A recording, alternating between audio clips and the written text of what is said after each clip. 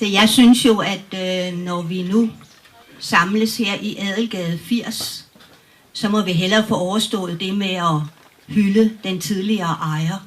Og det vil jeg gøre ved at læse en fødselsdagssang for en mand, der hed Emil. Han havde fødselsdag for et par år siden.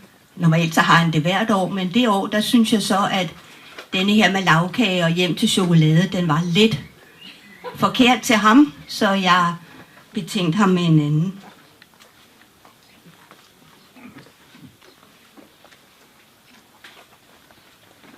Den står der stadig. Der er et hus i Nysted by på Adelgade 80. Der sad en mand ved navn Emil og digtede på vers. Og når han ikke digtede om elskovskunst og piger, så kørte han afsted med hostesaft og elixir, skulle faktisk doktorere på skavanker, men vi ved, han sad i digtertanker om den store kærlighed. Hos denne digterdoktor i de lave stuer her blev produceret ungefær en håndfuld småfolk mere.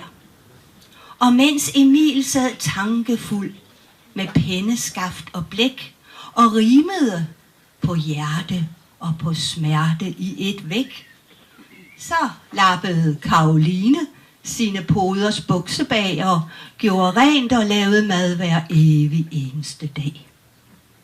Skulle de have fest, blev der bestilt lidt take-away med stil fra København med bud til Karoline og Emil. Det kom med skib i bølgegang ekspres fra Kongens by, tokajervin og sprælsk forel og fugl med verdensry.